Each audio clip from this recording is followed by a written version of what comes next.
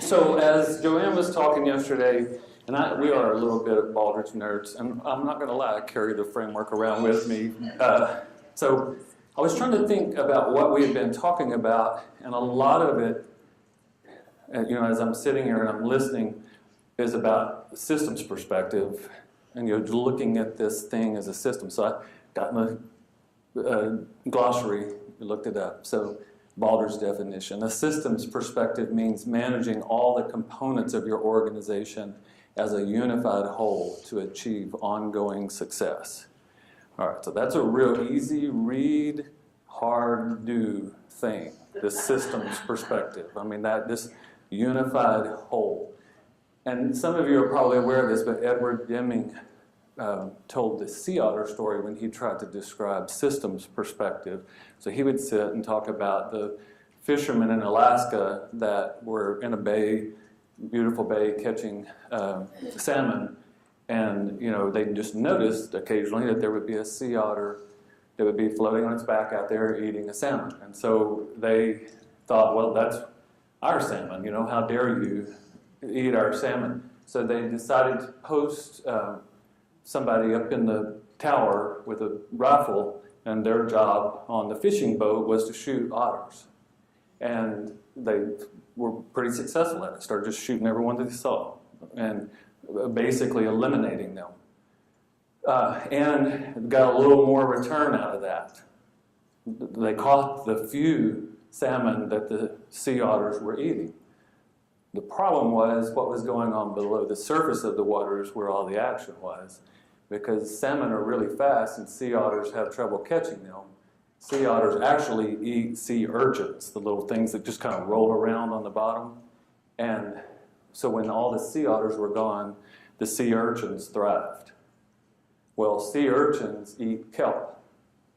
Kelp is the grass that grows on the bottom of the ocean floor. Guess where salmon need to lay their eggs? They need to lay their eggs in kelp. And so when all of the kelp was gone, the whole sea otter population, the whole salmon population completely collapsed because they had nowhere to lay their eggs. So they were shooting at the stuff up above the surface of the water, not knowing that they were damaging everything that was down below the surface of the water. And that's, to me, a great way to describe a systems perspective, because we get in this, everything's moving so fast in our world. It's just constantly, we're looking above the surface of the water. Put out a fire, constant. And at the same time, there's all this stuff that's going on down below the surface of the water. And that's where the real work is. And I would argue that that's culture. I mean, that's the culture that's down there. And Melissa Matarazzo asked me to think about when was the first time I thought about a systems perspective. She texted that to me, which was really annoying because I was trying to enjoy a magazine on the plane. And then she texted me right before I got on. Think about the first time you saw a system, what is it? And it was a good question. I kept going back and back and back. And I grew up and saying, hey, y'all, I grew up in New Jersey. I don't know if you could tell. No, I'm just kidding. I grew up in rural West Texas, so way out in the country. And I grew up on a ranch, like some Texans do, not all, but some. And I remember asking questions about putting topical fertilizers and weed killers and bug killers out. And I remember asking my dad, does that kill the good stuff too? I know we were trying to kill bad stuff, and he would say something eloquent like, shut up, boy. Because because down that road, if you go down that road, it's hard work. And he knew that. That's why he said, shut up, boy.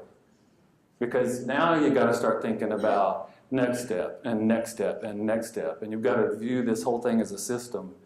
That you may be inadvertently killing the good stuff too.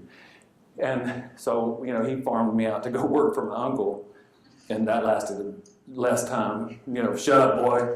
Next uncle. And then it actually turned out okay. None of them wanted me around, so I went to college. So I got off the ranch is the rest of that story.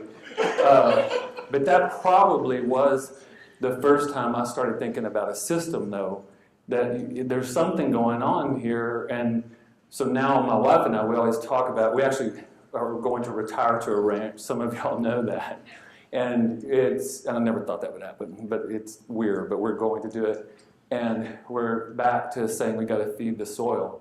You don't feed the plant, you feed the soil. The soil will grow the right plant. It'll grow the right plant in the right time, and it'll grow it healthy if the soil is correct.